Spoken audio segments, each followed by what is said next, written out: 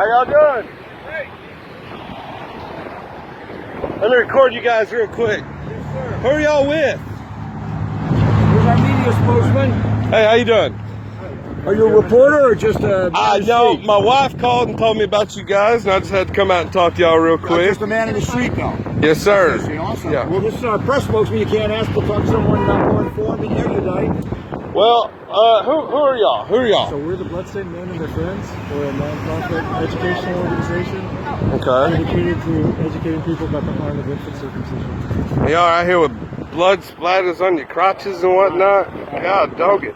That represents the injury that we suffered when we were circumcised. Well, can I tell you my outlook on this? Here's our call. Okay. Okay, cool. Can I record your thoughts? Yeah, that's fine. That's fine. You know, what y'all are doing, you're standing up for what you believe in, and I will never say anything bad about anybody that wants to do that. Thank you. But my problem with it is that whenever you come out to the streets like this and you put on a showing, you can't control your audience, right? You can't control who sees this. How many little boys have come by knowing that they have a circumcised penis? And now they see what you guys are doing, and they believe that their penis has been mutilated, creating an insecurity into their mind. They'll find out eventually. Why, if you can do it to a little boy, why hide it from them? Why not Okay. tell them honestly the truth of what you did? So- to them? Such a good thing. What's wrong with telling them what you did to them? You know, if it's such a good thing. You tell the children that you did it to them, of course. You tell them why, and because it helps prevent diseases. Circumcising a penis. Cutting off part of a baby's penis doesn't prevent disease. That creates an injury. Okay, the foreskin lets bacteria stay in the penis. So there's bacteria all over your body. You need bacteria to live. But how many pieces of folded skin do you have on your body Your that nose, collect? for instance, has bacteria, but we don't cut off babies. Okay, and it's got creation, or there's mucus membrane in the nose that helps clear that out and protect you. Huh? The foreskin prevents infection in a child because the foreskin is fused to the head of the penis like a fingernail. So it creates a seal that locks out germs and bacteria. Oh, so that was you? It's not legitimate medicine. It's done for profit. It's not actually done to benefit Well, the child. It's also a religious thing. Well, most people here are Christians, and for Christians, it's not part of their religion. Man. Christianity rejected. Sacrifice, a blood sacrifice, and it has endured over the years, and then there have been various excuses applied to it, saying that it's cleaner or it's healthier.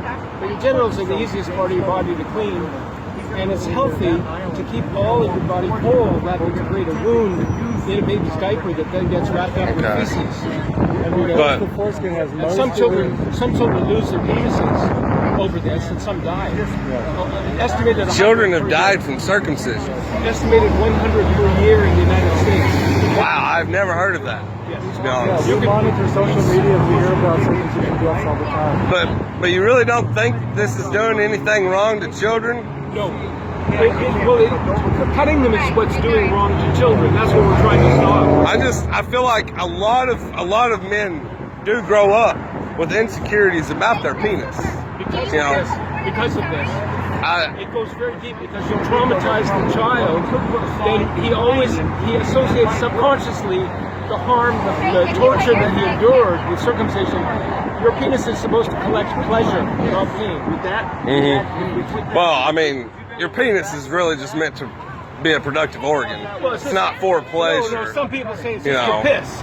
Some people say it's just for fuck.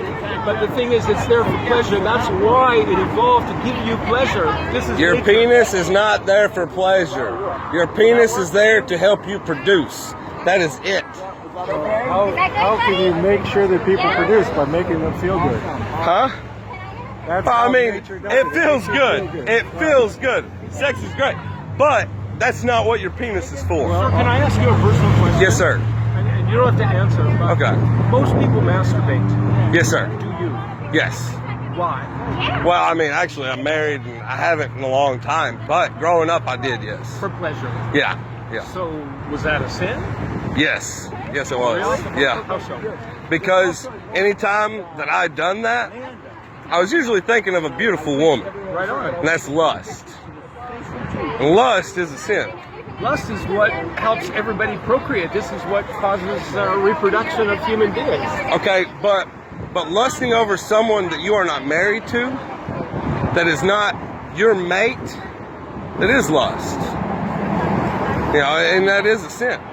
Like, you know, I'm married, and if I go and get on the internet and I masturbate to other women, not only is it a sin for me to do that, to lust over that woman, but is it also not wrong to do that, you know, against my wife? Well, I'm not suggesting such a thing, but I am suggesting that when you have sex with your wife, hopefully it's pleasurable. Y'all had people yelling at y'all all day. Hopefully you both receive pleasure over having a good fuck. Well, yeah, you want. That's the point. Okay, and in the Bible it does speak about your woman is to be attractive to you. You know, obviously. You gotta read the whole Bible. I've read the whole Bible. The Old Testament talks about cutting the penis. It says penis circumcision. The New Testament talks about circumcision of the heart. That's true circumcision. Yeah, but I don't think that takes away that you're still supposed to circumcise your penis. Not unless you're a Jew, sir. Do I? Not unless you're a Jew.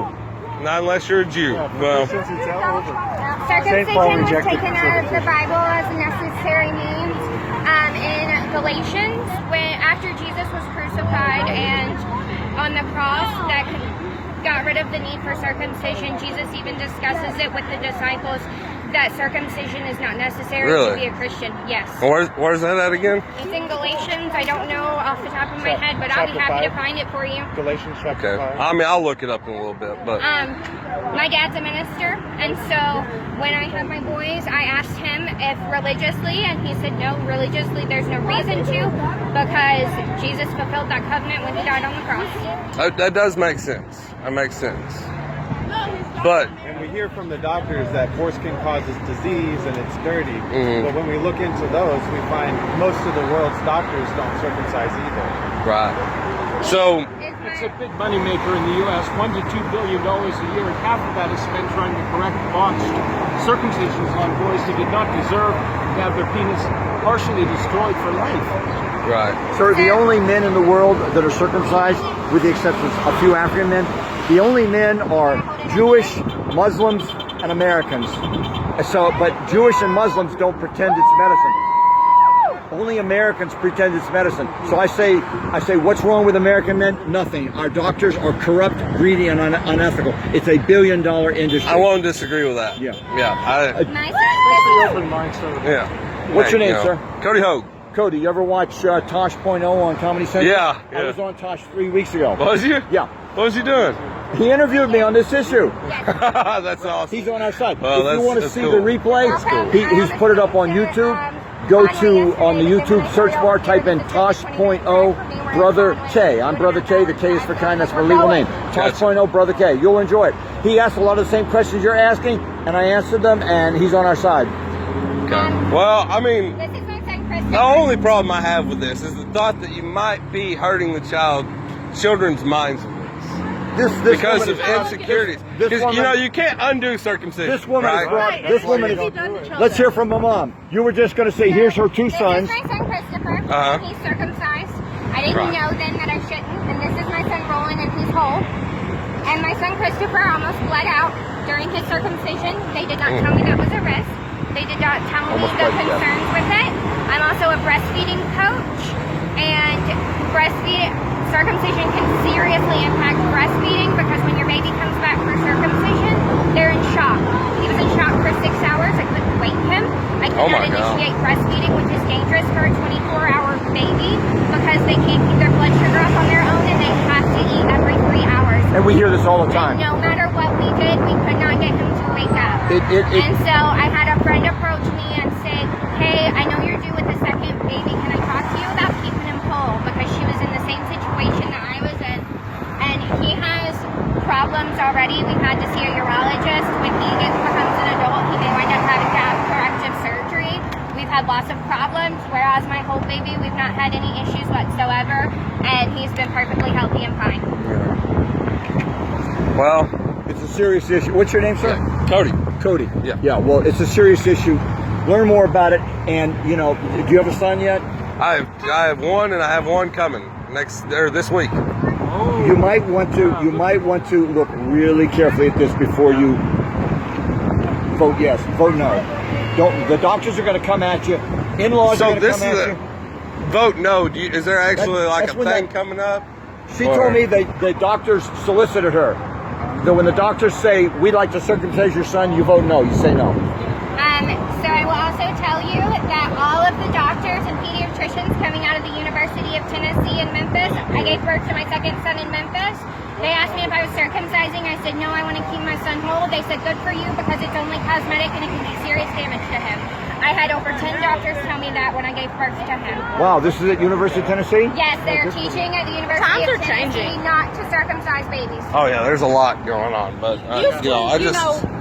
intact children were in the minority. Most of our boys are circumcised at birth, but now more and more of our boys are being left whole. And so circumcised children are going to be in the minority before long, and so they will be the ones that are seen as on in the gym, is the ones with the circumcised feet. You can watch Netflix. Yes. There's a documentary film